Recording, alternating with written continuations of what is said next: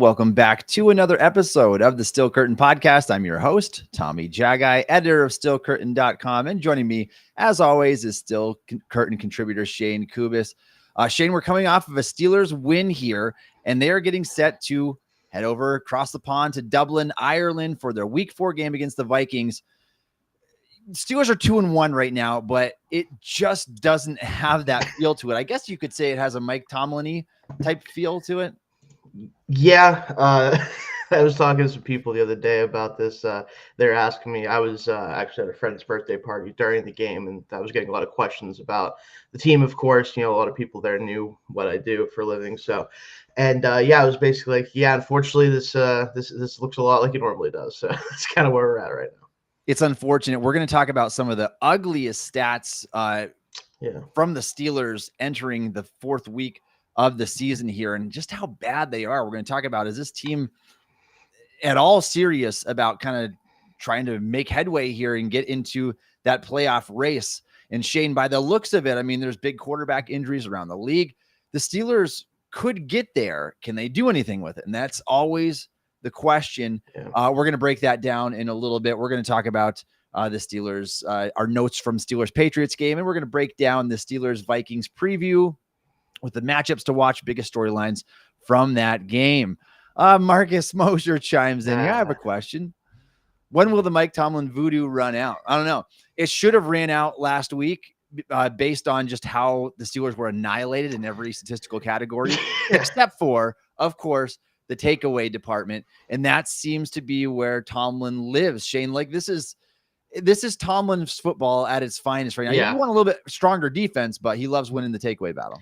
That is a big thing for him, and his defenses have been very good at doing so for a long time. And the problem is, though, usually, and I say usually, not all the time, the offense at least helps a little bit more on the ground specifically than they have, and that's been kind of the issue. But we're going to get into that, I'm sure, a lot today. So.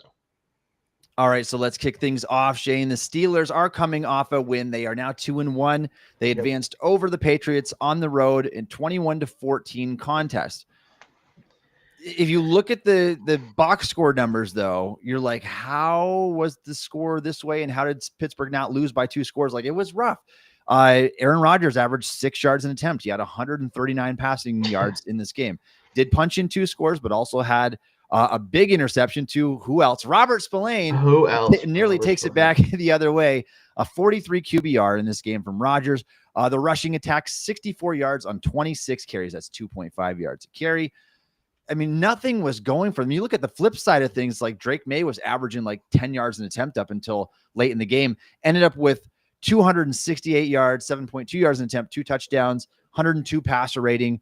Even with Travion Henderson going 11 carries for 28 yards, they managed 120 yards on the ground, 4.1 yards a carry. It's been the same story each of these 3 games. Like the Steelers are getting outpaced in terms of efficiency in the numbers, but they're finding a way to win these games. Yeah, and even the week 2 loss to the Seahawks, they could have won that game if not for some key mistakes by Caleb Johnson with the kickoff issue and some other things there, like the Calvin Austin drop to turn into an interception. Like that game was winnable for them, despite the fact that it was very clear who the better football team was overall in that game. And the fact that they're 2-1 and through the stretch playing how they are is really kind of a testament to the way that this team can kind of pull stuff off, regardless of how good they may be or not. So we'll see, obviously, how this continues through the season, but this is not sustainable, even for a Tomlin team. Like this level of discrepancy just can't keep happening. Well, Shayne, you think about what it took to get there, to this win, and to rise above the Patriots in this game. You needed every bit of 4 lost fumbles from the Patriots and an interception.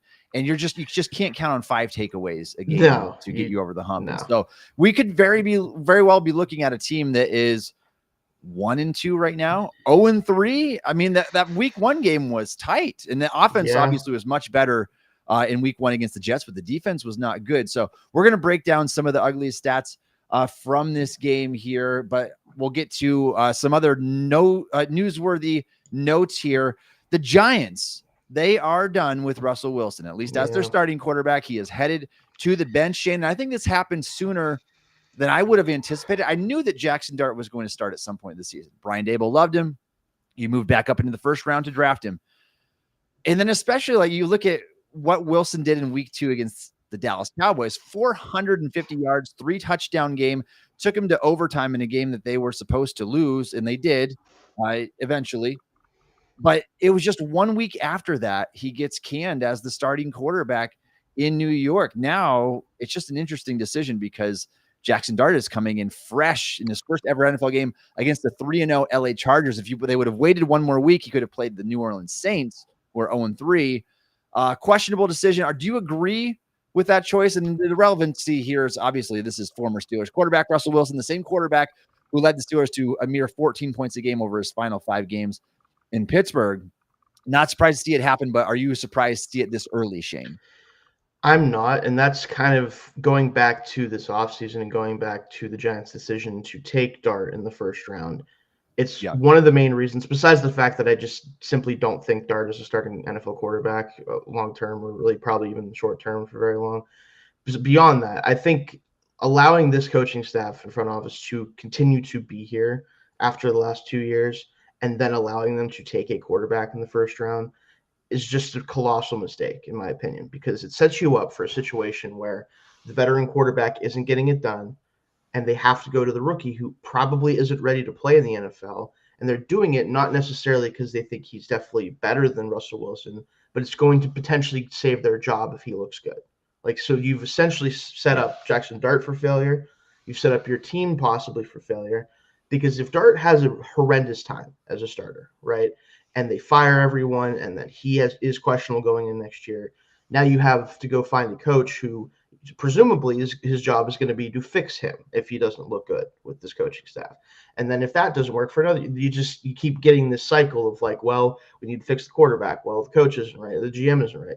And that's how you end up being in a situation where the Giants have been for really a decade now, for the most part, where you can't get this combination of things right. And I fear they're going to do the same thing again. So I don't agree with it because of the process mostly, but I also understand that Wilson isn't giving you that much at 37 years old. So I agree, Shayne. And what's unfortunate is Mike Tomlin now has another sense of vindication here with saying, I made the right move.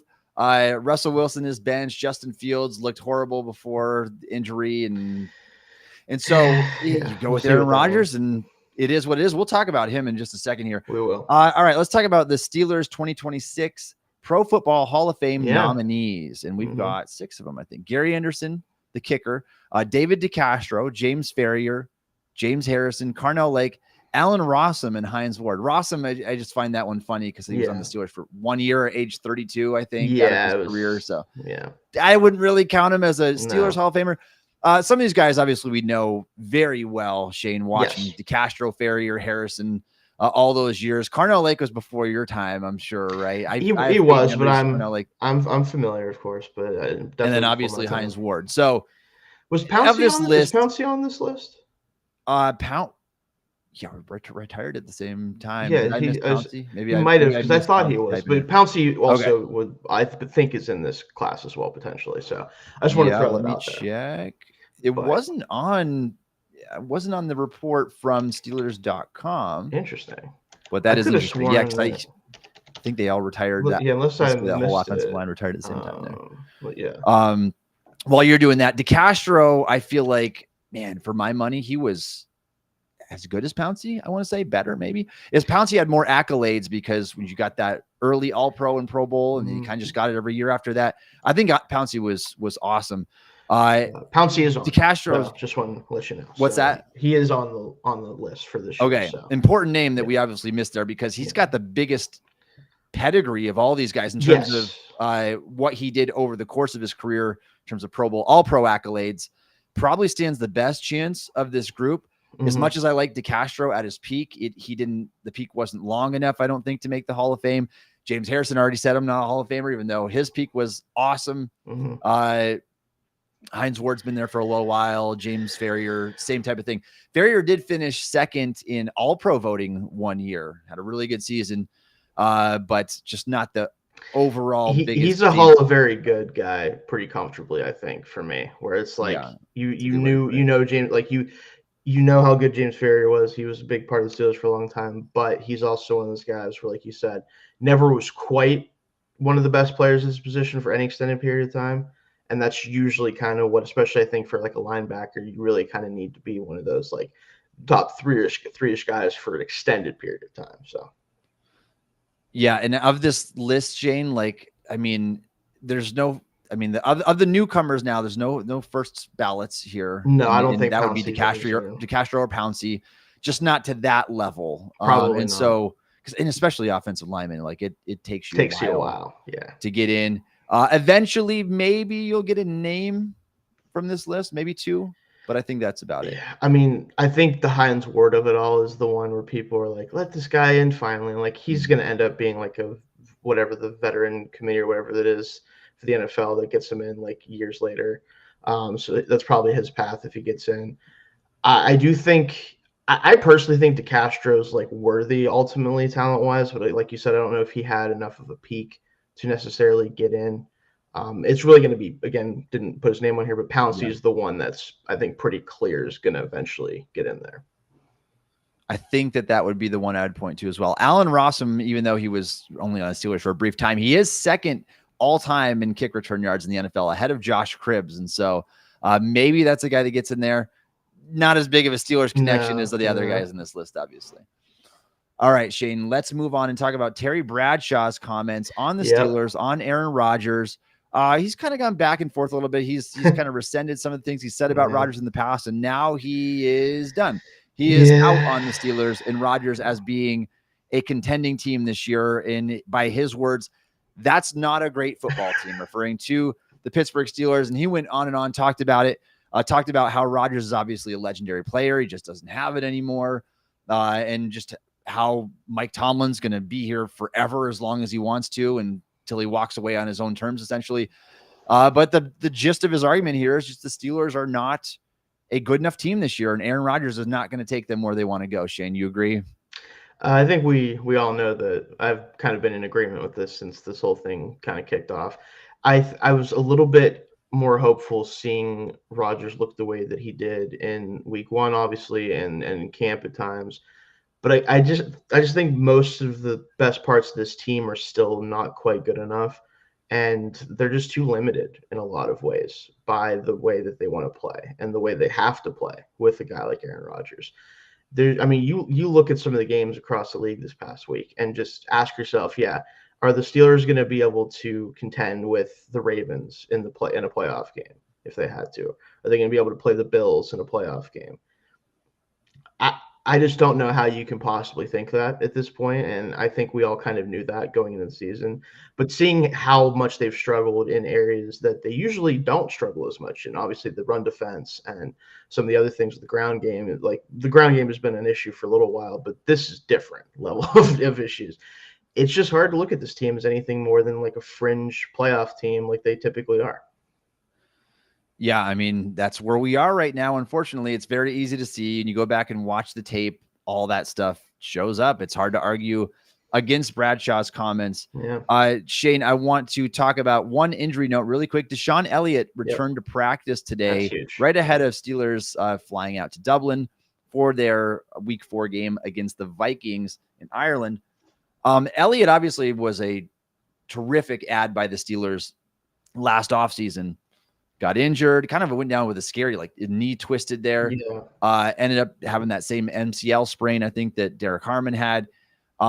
What's interesting is Jabril Peppers had a really solid performance, I thought. And so now, if he's in line to play, we'll see if he comes back. It feels a little bit early, but if he were to play, what's that dynamic going to look like eventually? Is it you just have two of those kind of box-ish safeties on the field and say, Thornhill, you can see the bench? Or what would you do there, Shayne, when Elliott's healthy? I'll be honest with you, they're not going to do this, but at this point, with how the linebacker play has been, just play 3 safeties more. Like, just put Jabril Peppers basically down in the box and let Elliott and Thornhill be kind of more of the true safeties. Elliott, obviously, you want him to be close to the line of scrimmage too, but he is more capable, I think, at this point in his career to be like a true safety at this point. So I would honestly try to do some more of that. I don't think they're going to do that. That's kind of one of the defensive metas in the NFL right now, which means they're definitely not going to do it. So, but that would be probably what I would do, because especially if Peppers, again, plays this week over Elliott, if Elliott's not healthy, continues to look like he did this past week, and we'll talk about him more later, you kind of need to keep him on the field in some form or fashion. So, yeah, and Peppers essentially is a linebacker. I mean, that's what he's that's more where he's like, best yeah. for sure. So, all right, Shayne, let's talk about the Steelers and Patriots, our notes from week 3. We'll run through things real quickly here. On the offensive side of the ball, it was a disaster. And so 21 points, you say, okay, that's fine. That's more than Steelers have scored any other year under Arthur Smith or Matt Canada. But how those points were coming, you took the ball away 5 times. You took the ball away 5 times, and it equated to just 3 scores in this game. You would like to see more of an impact there, scoring off those turnovers. Aaron Rodgers, 16 of 23, 139 yards, 2 touchdowns, 1 pick. That 43 QBR, 96 passer rating. Nothing really going for the passing offense in this game. Shayne, what were your overall thoughts on Rodgers? Because you go back and watch the tape, it was a very blah game, very blah, and just not a lot of splash to it at all. And we can obviously talk about the offensive line. We will here in a little bit. But what did you make of his performance against the Patriots? He just looks limited. And that's the issue with the 41-year-old quarterback. Like, I don't think the arm is an issue at all. I really don't. Like, obviously, you got a couple misses. He had the just weird interception. I don't know what happened with the interception of Spillane. Like, he just didn't see him for whatever reason. It's not like he was really hiding or anything like that. It was just one of those weird, interceptions you get sometimes with quarterbacks. But the arm still looks fine, but he doesn't move great. It's a little bit better, honestly, than I probably thought it was going to be up to this point in the season, but still not great. And there's just no vertical element to this passing game. There's no ability to consistently push the ball. And even whenever he has, it just hasn't been very successful for the most part. And that was going to be the thing with this team, is if Rodgers was able to hold up in the pocket long enough to get these guys down the field, because both Metcalf and Austin are true like burners down the sidelines. If they were able to get that going, then this offense did have some juice to it. Right now, they're just not doing that. Right? It's just really isn't happening, and they're settling for a lot of shorter throws, and guys just aren't making enough happen with them. And that's probably what it's going to be the whole year. So it's going to come down to the playmakers to honestly play better, because I don't know if Rodgers can change a lot about his game at this point. Yeah, that's the unfortunate reality that I think we're facing right now.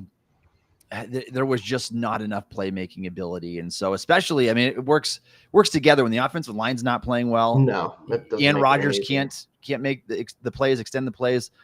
You get what you get, and that's the mediocre passing performances we've seen the last 2 games. On the running side, Shayne, let's talk about the running backs here for a second. Jaylen Warren, 18 carries for 47 yards. Have you ever seen somebody grind out 47 yards on 18 carries harder than Warren had to do in this game? Like, Warren still looked good. Like, he was breaking he doesn't tackles. look anything. Nothing looks different about Jaylen Warren. Yeah. He looks like peak Jaylen Warren when he's healthy. But the problem is there's no running lanes. He's getting hit routinely behind the line of scrimmage. He's having to shrug off that first defender all the time, losing a little bit of speed there. There's just nothing going. And so 2.6 yards a carry for Warren, 2.5 as a team in this one. Kenneth Gainwell only four carries for 16 yards. Caleb Johnson legitimately got benched. I mean, that special teams mistake was that big to Tomlin, where I am refusing to play you on offense now too. So that's your 3rd round pick, the guy that you hope can take over that backfield. He's not going to get better if he doesn't take snaps, doesn't take carries out of the backfield. We'd like to see him get involved. It's not working. You just averaged 2.5 yards a carry without Caleb Johnson. Why not give him a look? Obviously, there are more deeply rooted issues here, but what'd you make of the run game? Again, it's basically Jaylen Warren against the world every snap when he gets the ball. It feels like there's 3 guys around him every time he takes a handoff. And this is not something that's that abnormal for this team. We've seen a lot of these same issues over the past few years, and it's a big reason why Najee didn't really work out here, because he doesn't have the ability to make guys miss as well and to get through the hole that is there as fast as a guy like Jaylen Warren could.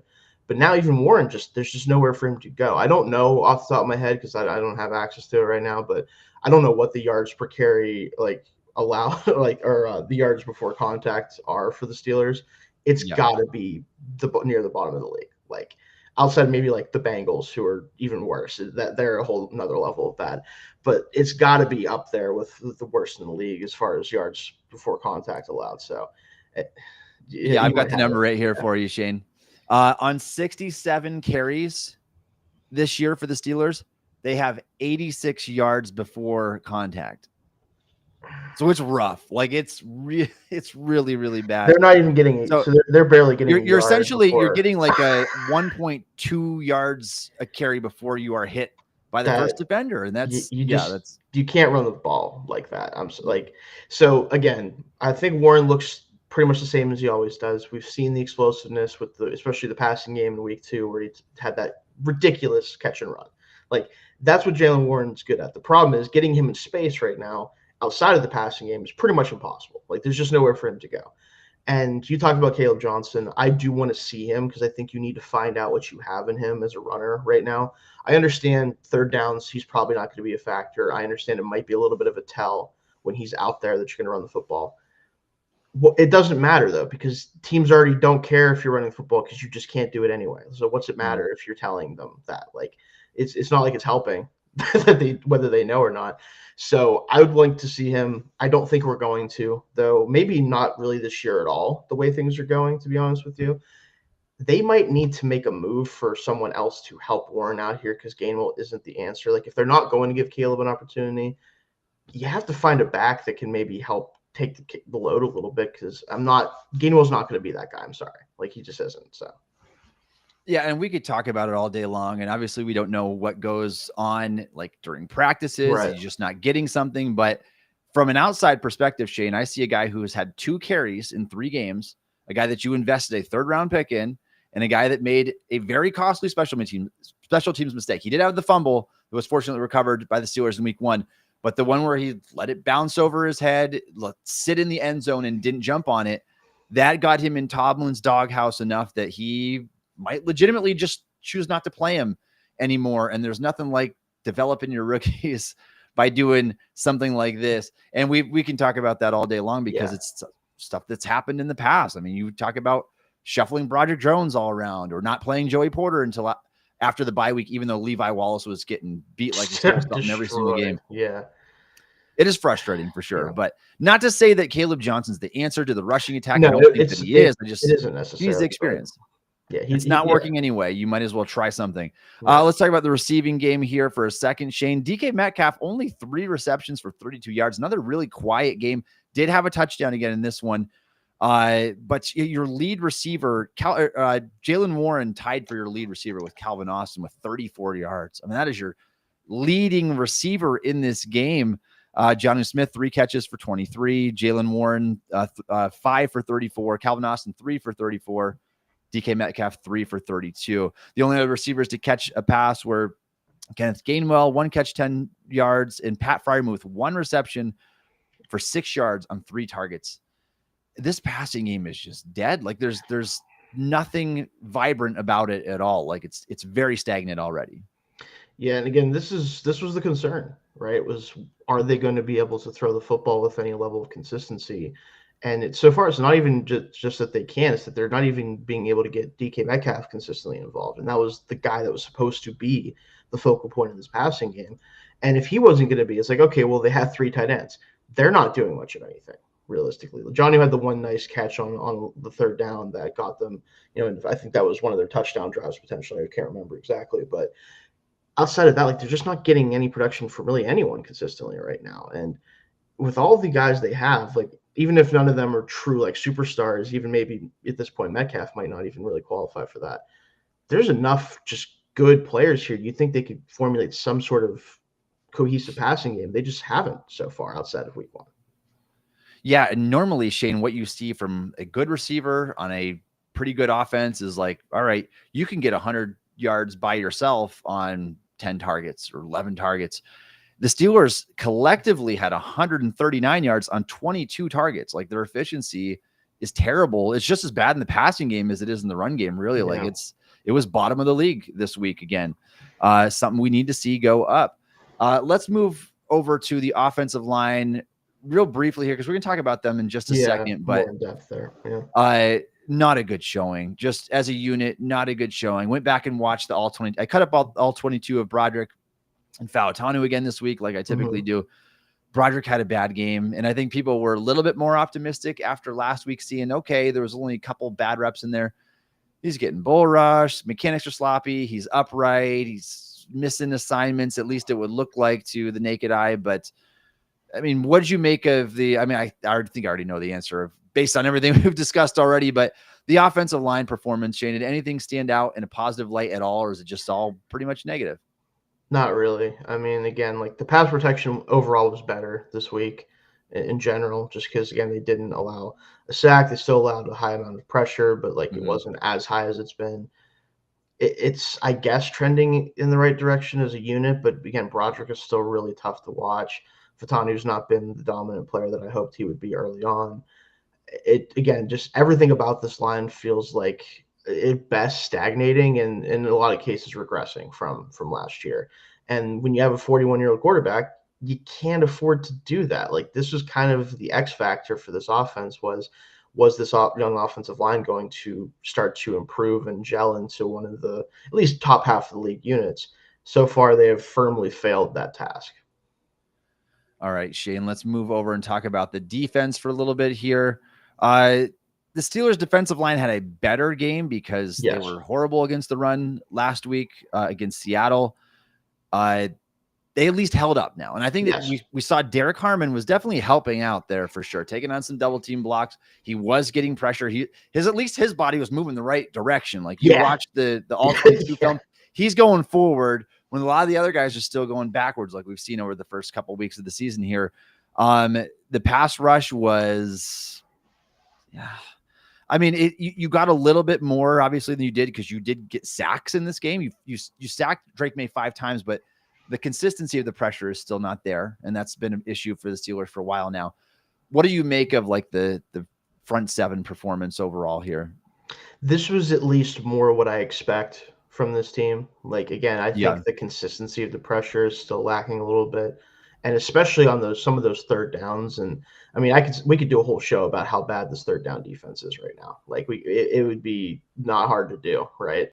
But that was really the more disappointing aspect is there was some times where they got into advantageous third down situations and they still gave up long plays and they weren't able to get home in those situations and like those true drop back pass situations.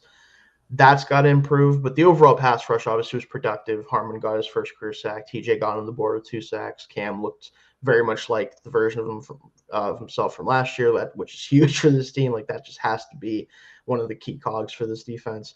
So overall, I'm happy with it, especially in comparison to what we had been getting, but we still haven't seen like a vintage performance from this group yet. Yeah, I think that's a good way to put it. And you said it, the third down defense was pitiful in this game. They've got to get teams off the field on third down, something they were not able to do. And it's why the Patriots' yards per play were so high in this contest. And yes, you get the sacks this time around, but that consistency, that third down defense, that's where the Steelers are really struggling, Shayne.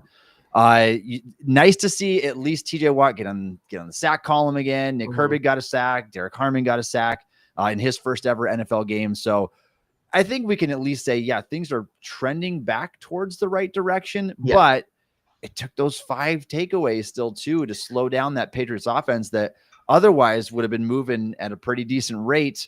If not for those. And so let's talk about the linebackers here for a second. Still problems here, Shayne. I don't know what the issue is. I think a lot of it does have to do with the defensive line holding at the point of attack still.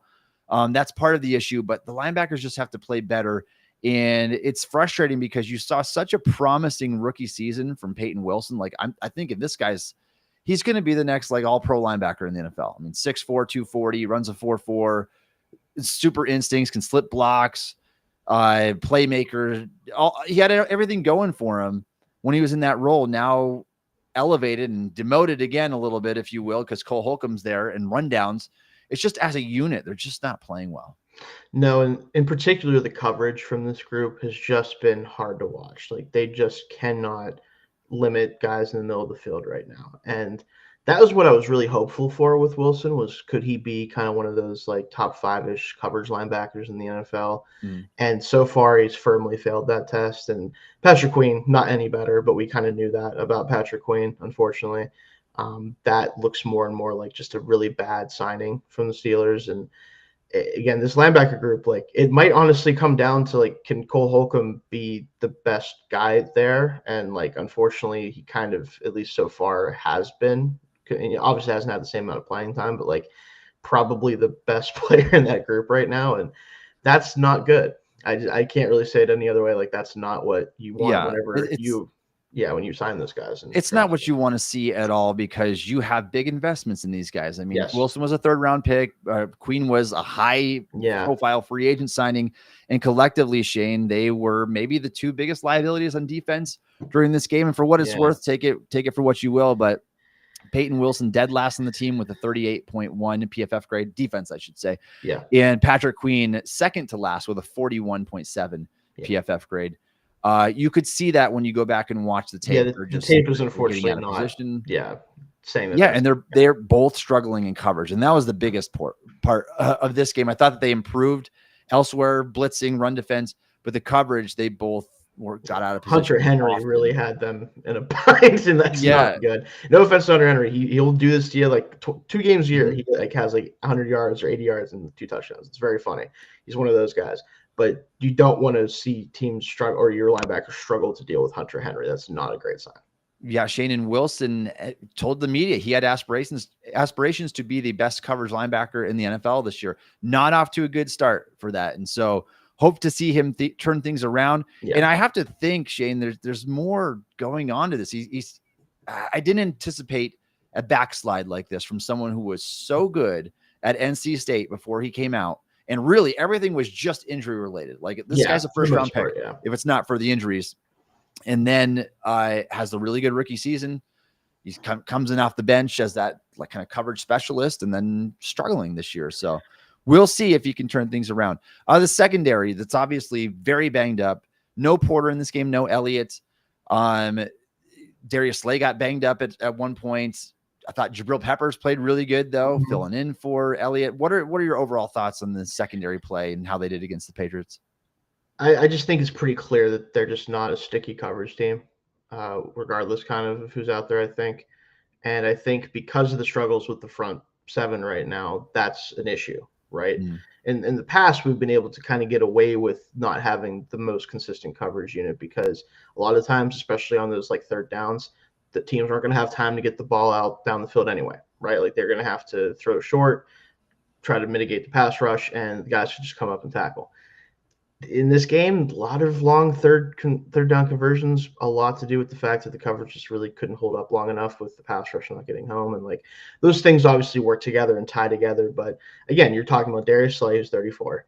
Jalen Ramsey's 30, right? 30, 31 at this point. I never remember with him. And Elliott being out, Juan Thornhill's your best safety technically. Peppers obviously had a really good game as kind of run defender in particular. There's just not a lot of coverage on this group right now. Yeah, I mean, it's not surprising when your secondary is as old as what it is right now. Slay's the oldest starting corner in the league. Ramsey turns 31 in October. Right, you're going to lose some juice there. So, and we're seeing it. That's how they were beaten the first couple of weeks. All right, Shayne, any notes from special teams at all before we move on to our next topic? Not really. Unfortunately, no Boswell kicks in this one. Always love to see that, but no. I did have one note I wanted to make, because it's just something that when I saw it, and I realized it kind of in real time, but still, it's just like, oh my gosh. With the 5 turnovers, right? Especially factoring in how many turnovers we were able to force. Now, some of them obviously at the goal line, not really going to be able to do much of a drive if it's like, especially in the end zone near the end of the first half, whatever. The Steelers scored their 14th point at about the 13-ish minute mark in the second quarter. They did not score again until just before the 2-minute warning. Yeah. That is astronomically long in a game to not score, especially when you have multiple turnovers forced during that time period. It's really tough. It was a very tough watch to see them give up that lead over the course of like multiple quarters and then have to go down and take the lead. And they did it to their credit. But again, that's almost 3/4 of game time where you don't put the ball, not even just in the end zone, just get in field goal range. I think they had like 22 total yards of offense from their second touchdown to their third touchdown. Insane stuff by an offense. So. It really is. You talk about a big drought of nothingness right in the middle there. Shayne, how do you think this game would have gone had the takeaway battle been even? Like if they each only had one. Well, the Patriots basically gave away 14 points by turning the ball over on the goal line twice. So on the goal line, it's at least 28-21 at best, and then you don't know where the other drives go. So it would have definitely been the Patriots game, but it's also like how bad would it have been? It might have not just been 28-20, it might 35-14, 30. Who knows what it would have been if they didn't get the turnovers, but. Man, it was a tough watch, and I felt bad because again, I mentioned earlier I was at a friend's birthday party. We were watching the game it was a bar around here, and it was not a fun. We were very much. I was focused on the game because I wanted to make sure I could talk about it, write about it. But I could tell he was just not even paying attention to the screen. So it was very funny. It was rough. All right. We're going to move on to our next topic here. If you are a fan of the Pittsburgh Steelers and would like to support the Steel Curtain podcast, please consider subscribing to the Steel Curtain podcast on YouTube. We appreciate all of your support. Shayne, anything you want to get to here before we move on? Yeah, we do have a couple chats here. One earlier from Tyler here. Shouldn't more blame be on the front office not drafting well, more than the coaching, which hasn't changed in years? I do think Omar Khan has generally done a good job of adding actual talent to this group. I just think the problem is the coaching isn't good enough to actually put them in a position to succeed. That doesn't mean that all these guys were going to work out with better coaching. Kind of think Broderick Jones just might not have it, unfortunately, for some reason. But in general, I do think the drafting has been better, especially with Khan in the last few years. The coaching staff being here, I think it's stagnating everything. Personally. Yeah, the drafting certainly hasn't gone down in terms of the last 5 years. No, not gone over sample, which is the worst in the league. Yeah. So the drafting could still be an issue. I think that we need to let this play out a little bit longer, see what these guys got, because they're still very early into their NFL careers. What if Broderick doesn't turn out? If Porter ends up not being the guy we want him to, Benton, there's a chance that the optimism that we had about the draft classes might not live up to the lofty expectations for sure. Absolutely. But yeah, that's could definitely be an issue for sure. And then anything else? From John here. Yeah. From John here, True Serum podcast. Appreciate that. We try to be honest about everything here. And luck is a football stat. The Steelers win with luck until it runs out in the playoffs. Yeah, so luck is definitely one of those things the Steelers seem to generally have on their side, especially when it comes to turnovers and stuff like that. But again, when you get into a playoff matchup against a team that is just clearly better than you, it's hard for that to work, right? Like you need a lot more than the usual ball bounces your way once or twice in a game. You need a lot more than that against superior opponents usually. So. Oh, and the likelihood of getting the takeaway battle to go out in your favor all throughout the playoffs to give yourself a chance to compete for a Super Bowl is very unlikely. Yes. So you're chalking this up. Your whole philosophy is catered around the flukiest thing in all of football. And so I think that's a little bit frustrating. It's something that we've voiced in the past. All right, Shayne, let's talk about the Steelers and some of the ugly stats. Right now, they are a bad team on paper. Yeah. There's just no getting around it. They are. And so I've got some stats pulled up for you here. I've got raw stats. I've got advanced stats, but no matter how you slice it, this team has not been good through 3 weeks. And so let's start right off with this. The Steelers offense entering week 4 is 30th in yards per game, 26th in yards per play. And the defense, you look at the flip side, is just as bad. They are 28th in yards allowed, 27th in yards per play. And to throw some advanced data in here, the Steelers are 17th in offensive EPA, which is just below average. So that one's at least respectable. 23rd in defensive EPA, not what we expect from the league's highest paid defense. And overall DVOA has them as the 22nd best team in the NFL right now. That's kind of what we're seeing. If you're watching the same games I'm watching, you would say, yeah, 22 is a fair number to put on this team. They are the 22nd best team in the league right now, despite their 2-1 record. And I think that's the thing about the Steelers is they've kind of, in my opinion, from an overall, a holistic standpoint, have hovered somewhere between like the 16th and 22nd best roster and best team in the NFL for feels like a decade now, basically. But they are typically closer to that like 14 to 12 mark in terms of their results because of the way that they play, because of the Mike Tomlin aspect of things, of he will find a way and his teams find a way to pull out some just strange is the nice way to say it, victories throughout the year.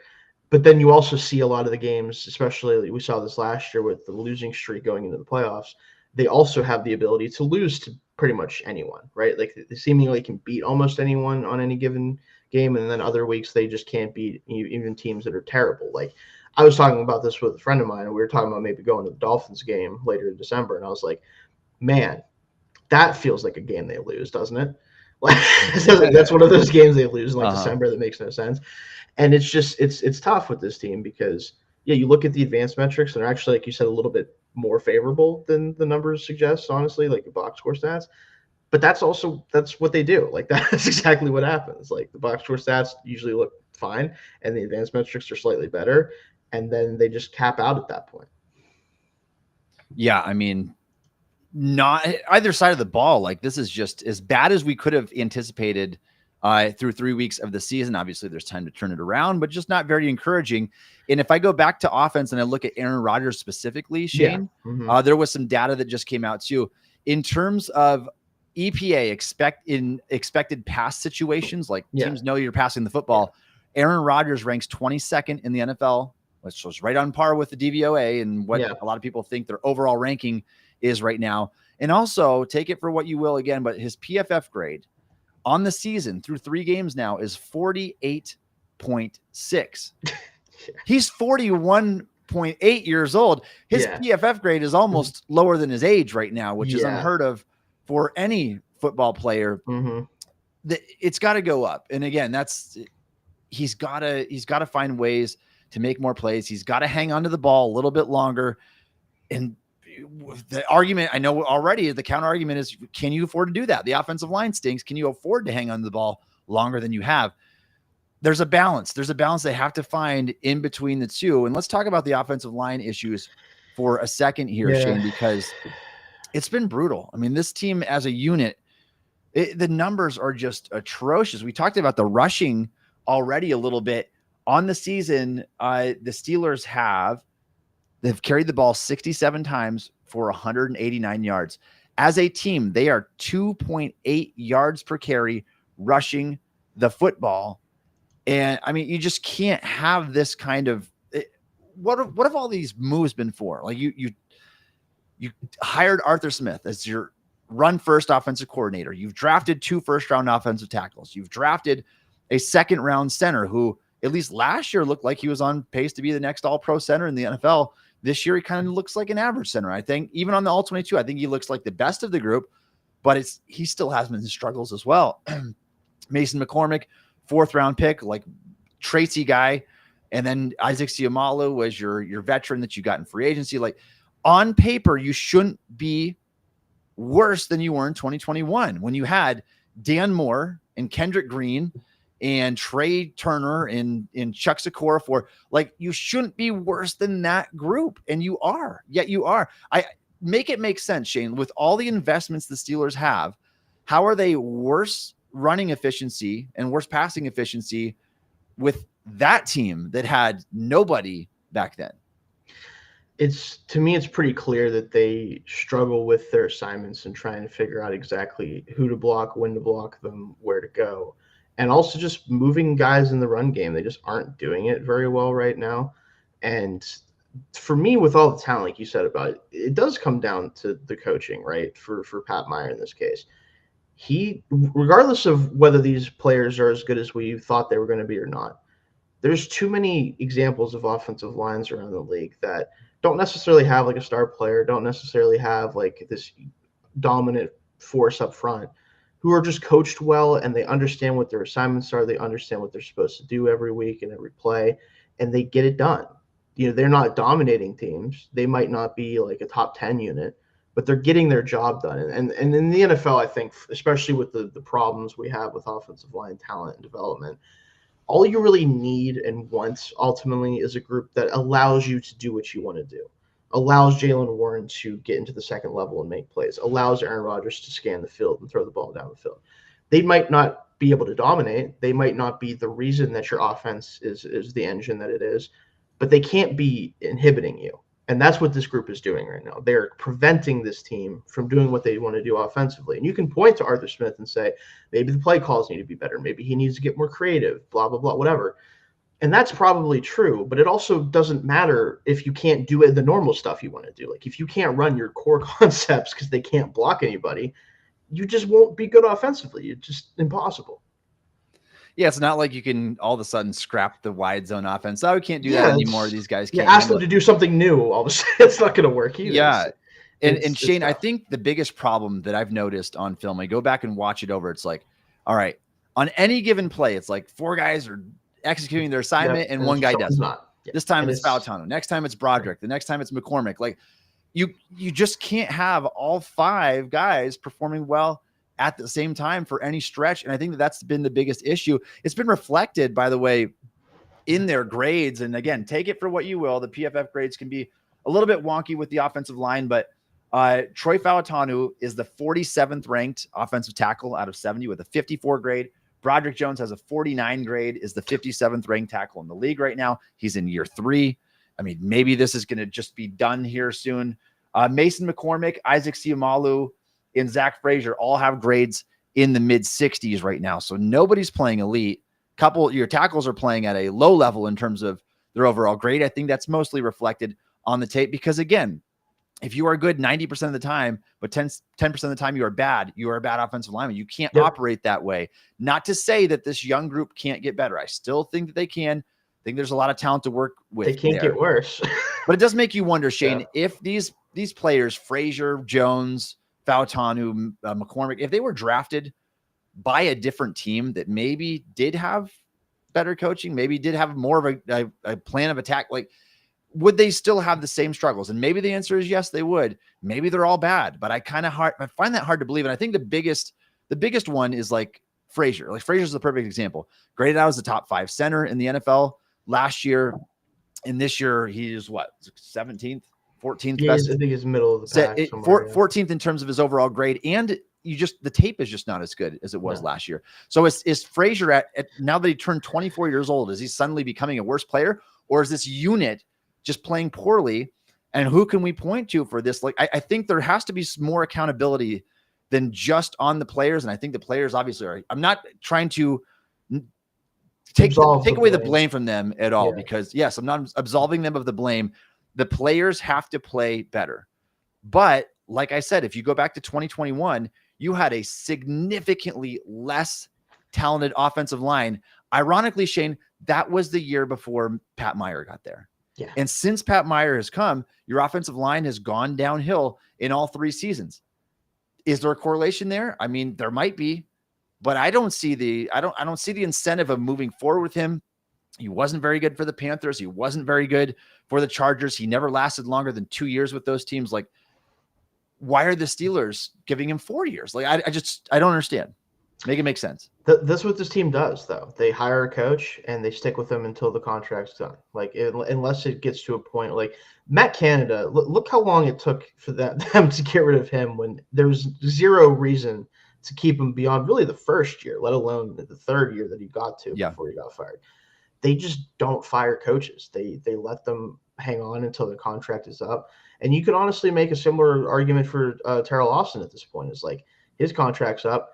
He might even be back doing this team, but he definitely is not get let go before the end of this year, no matter how good this defense looks or doesn't. It's just that's what they do. And they ride it out, and then they make a different decision afterwards. And you got to hope that the next offensive line coach here is better. Probably will be, just playing the odds, realistically. But that does play a huge part in this. Like, I do think if you just move this entire group over to, obviously, like there's some extreme examples like the Eagles, they'd still be a top 10 unit probably if it was them or whatever. That's just not the case with the Steelers. They're not getting the coaching necessary to develop these players. And that's what happens with college offensive linemen. It's like you can't ask a lot of these guys to come in and just play well immediately because they don't play football the same way. Like, it just doesn't work the same way in college. So, yeah, no, I agree. And And Shayne, I don't know if the answer like right now is like, all right, knee-jerk reaction, we need to fire Pat Meyer and hope that things get better the rest of the year. Like, I don't know what the plan is in place. I don't know what the backup plan would be. Who takes over the offensive line? Is there anybody out there? Like, I have not scouted the available offensive line coaches that can come in on a whim and improve this young unit. But yeah, I mean, it's hard to get much worse. It's honestly, though, it's hard to get much worse than what you've been so far. And I just look at when everybody is struggling with technique and assignments and power and whatnot, like, it just makes you wonder. It's a collective. You operate as a unit. Yes. And right now your unit collectively is playing poor football. Zach Frazier included is just an average player right now. And so you need to see better from that. I think that Pat Meyer, if he's not gone during the season, he absolutely needs to be gone by the end of the season. You've got to turn the page. And maybe they turn the page on a bunch of things after this year, Shayne. Maybe they're like, this just isn't working. And there's a reason why you were 7-10 for 3 straight years, Arthur Smith, with one of the league's worst offenses. And so we'll see what happens. I don't want to hit the panic button too soon here, but it's not looking good. The offensive line struggles are real, Shayne. And so I ask, where do we go from here? We talked about the struggles on both sides of the football, struggles in the trenches. Like, everybody's playing either average or bad. If your name is not Chris Boswell, you are playing average or bad. Cam Hayward's playing good now. But everybody else, average or bad. Why? Like, why? DK Metcalf's the worst player now that he's on the Steelers. And Rodgers is worse than he was on the Jets somehow with their abysmal coaching. Especially the last few weeks of that season. Yeah, I mean, like, where do you go from here if you're the Steelers? You just keep trugging along and kind of hope that things get better? Because I don't know what changes you can make at this point. Well, that's kind of your point. Is I do think the only thing they can do is continue to try to solve the smaller things, like the miscommunication issues in the secondary, the way that they execute on offense, especially in the running game. Like, all you can do is continue to do what you want to do with both sides of the ball and just hope that the players can figure it out more, because you're not getting any coaching reinforcements, obviously, in the middle of the season. You can add more talent to this team, but if the guys that are already here can't run the defense or offense, why do you think someone else coming in is going to be able to do that as well? You have to just kind of keep at it. And I think the biggest thing that can happen, I think the thing that's most likely that can happen as the season goes on, is that the defensive front gets healthier and better and is able to dominate teams again, potentially. And you have to hope that the offensive line, just through sheer practice and getting reps, eventually solidifies to the point where, like, okay, I can confidently say, like, okay, we can get this 3rd down and 2 in the run game. We can protect on this play action pass down the field for Rodgers. Mm-hmm. We can do some of that stuff that worked in week 1 for the most part, especially the passing game. That's all you really can do at this point. Like, you're not vastly changing anything about this team from a coaching or player standpoint. And you're not going to be able to change up, especially the offensive scheme. Now, defensively, they can definitely add more wrinkles and do some of that stuff, but they're not going to. Like, we know that already. So if that's going to be the case, it's just they got to get better at the things they're already trying to do. Yeah, Shayne, I think that there's at least some reason to be optimistic that both units can figure it out, the O-line and the D-line. It can't get There's talent there. There's young talent there.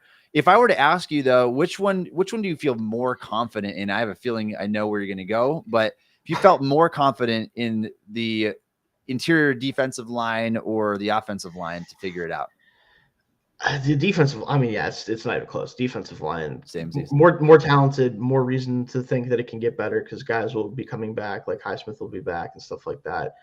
Harmon's now back in the fold, and we'll see what he looks like moving forward. Like, that unit should be much better, right? Especially in comparison to the first 2 weeks. We've already seen an improvement. This past week, the Vikings, we'll see that. We'll talk about that in a second, but that should be where they can see the biggest improvement, I think, on the team. I would agree with you there. And you look at guys like Harmon, Y.A. Black, and just the young talent that you have all around. If these guys are not performing better by the end of the season, we've got a big problem. And so you'd have to think that the arrow is going to be pointed in the right direction here soon. And right now it's like a sideways arrow at best, maybe pointed down for the offensive line. Like, they've really had their struggles early on in the season. All right, Shayne, we're going to move on and talk about the Steelers Vikings week 4 preview. Is there any chats you want to get to as I cue this up here? We have a lot of convo in the chat today, which is great. We love seeing that.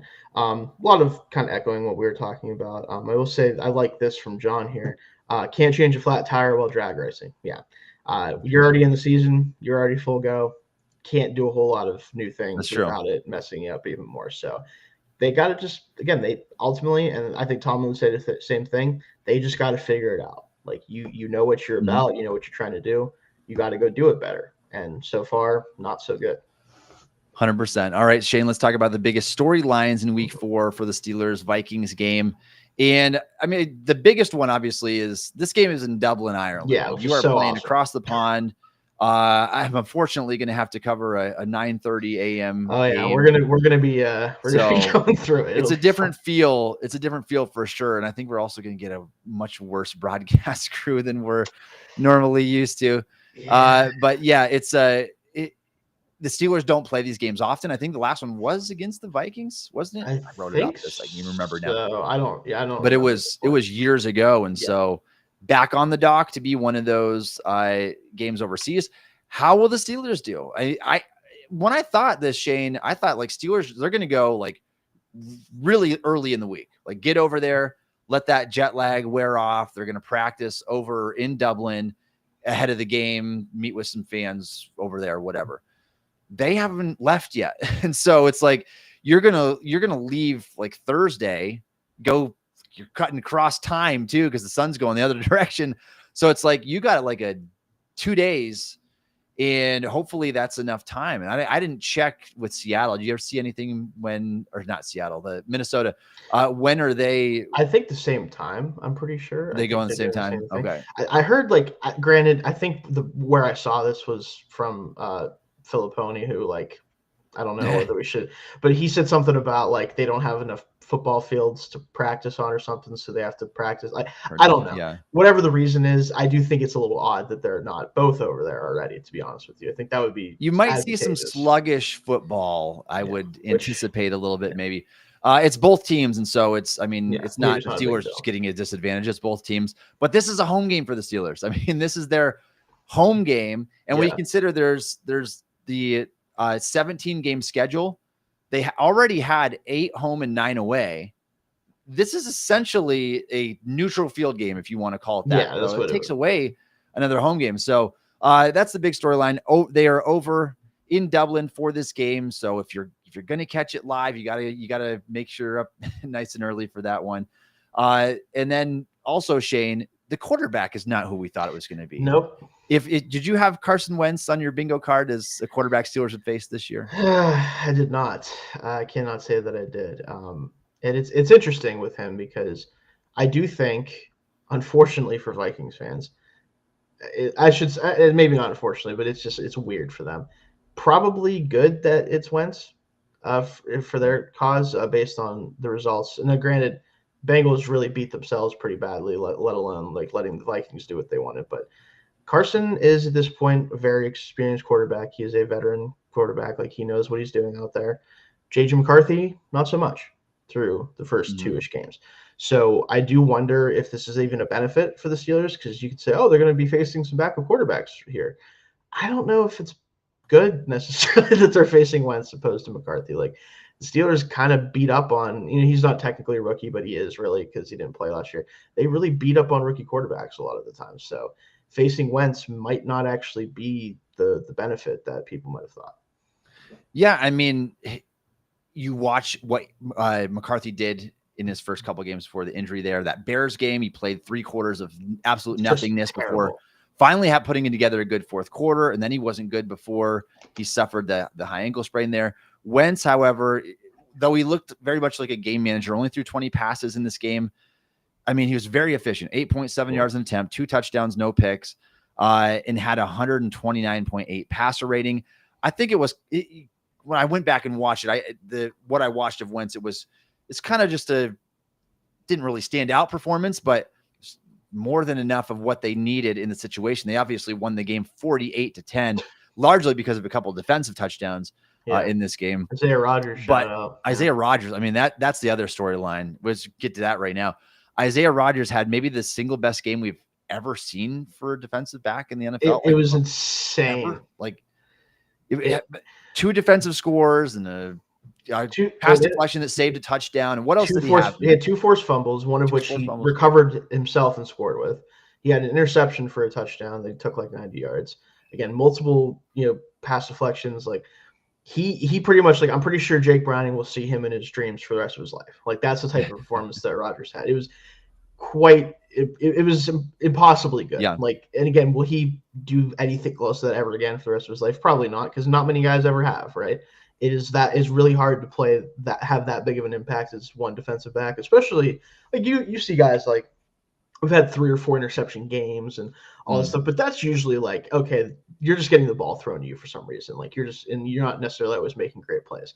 He had 2 forced fumbles, and one of them he picked up himself and scored. Like it just doesn't happen as a defensive back. So it was crazy. So hopefully it was wild. That good against us. Yeah, the good thing is there's only room for him to go down from there. He's not cannot do better. I don't think it's possible to do better. But Isaiah Rodgers earned a 99.9 overall grade, the highest ever handed out in a single game in the Pro Football Focus era. So he really was that good. So yeah watch out for him. Yeah, watch out for him. Yeah. All right, Shayne, let's talk about the biggest matchups here.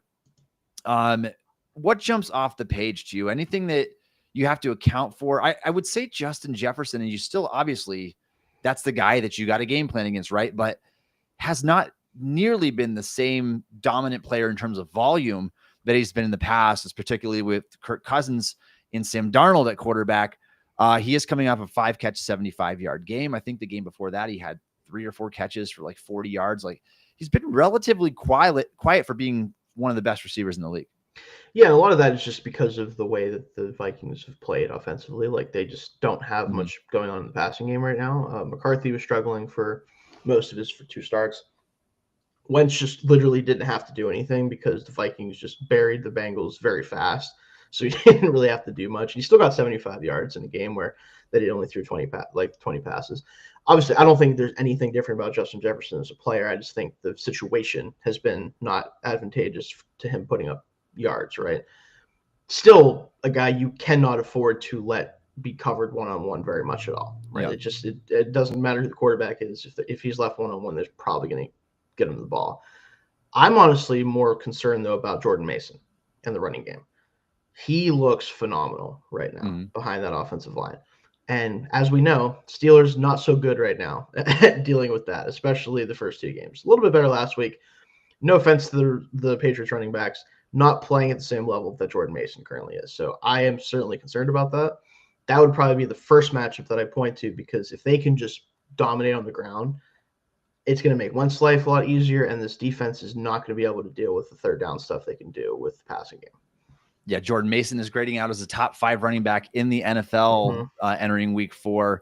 And I did not see that coming. Like, we didn't even know that he was going to be in this position. Aaron Jones role right now. The Aaron Jones role. It just goes to show you too, Shayne. I mean, are running backs a product of their system or what most of the time? Look at Ashton Genty and Omari and Hampton. Those guys are doing nothing, but you can bet that if they were in this situation, given this opportunity, they would be thriving right now. And so when you've got a good offensive line and a good scheme, and Kevin O'Connell is a genius, and there's a lot of factors going for Mason. Not to take anything away from his talent, I thought he was he's really good player. Yeah. But yeah, that's definitely a player they're going to have to count for. Another one is TJ Hawkinson. I mean, maybe even more so than with the way Justin Jefferson, because of the linebacker problems right now. Yeah, like Hawkinson is one of the better tight ends in the NFL, and he can beat you over the middle of the field. And so they're going to have to stay disciplined. Something they have not been these first 3 games is disciplined. They've taken themselves out of play, bad angles, over pursuing, losing your defender, all that kind of stuff. Those linebackers in the middle of the field has been wide open. So they're going to have to account for them there. Shayne, what other matchups are you looking forward to see in this contest? Anything that jumps out? Well, we had a chat, another one from John here, Flores schemes versus the O-line all day long. Brian Flores, again, there's one of the storylines we could have talked about would be the fact that Flores. Oh yeah, that is and I actually meant to get to that one. Flores, the decision that should have been for the Steelers in 2023. Yes, exactly. Yeah. Could be this team's defense coordinator. Maybe he wouldn't have done it just because Tomlin being there, whatever. He is the mad scientist of the NFL. He might be the most aggressive play caller defensively we've maybe ever seen, at least in the modern era. Like you probably have to go back to like the some people are going to have no idea what I'm talking about, but the grid splits defense, the Falcons in like 76, I think, is the year that they did that. That might be the most like the closest we've seen to that type of defense with Flores here. Like he just does all these different types of things, just throws so much at the offense. And he's one of the few guys that does try to dictate things to the offense and not the opposite, right? Normally, obviously, defense much more reactive, offense more proactive. Not with the Vikings. Like they will force you to kind of do only what they allow you to do sometimes. And this offense is certainly not one of the ones that I think can really fight against that very well. Like this could get ugly really fast. Yeah, Rodgers could get hit a lot in this game, even with having a fast time of release. Like Flores' amoeba defense there. You don't know who's coming, who's dropping, but he is very, very blitz heavy. I think you're the most blitz heavy team in the NFL last year and probably on pace to be that again this year. Shayne, one matchup I want is, it's not a matchup, but kind of going against each other in this game. Who has a bigger game, TJ Watt or Andrew Van Ginkel? Ooh, that's a fun one. I mean, I will say Van Ginkel is one of the more fun players in the NFL to watch. Like he is kind of, if you were to drop like a true hybrid outside linebacker, like because TJ drops in coverage and he does some cool stuff, and like we know all that. But like Van Ginkel might have like the best coverage instincts for an edge rusher I've ever seen. Like that is the type of stuff that he will do. Some of this, and there he almost had it happen to him, I think, in either week 2 or week 1. He almost did the same thing he did last year, and one of the times he did it to Aaron Rodgers, I believe, was the pick on like the screen pass, where he would just read that it was a screen and just jump into the passing lane. Like he does all these fun things with that, and I hope it's Watt because they need him to have a big game in this one to have a chance. But Van Ginkel does have a really good chance to kind of mess up this quick passing game.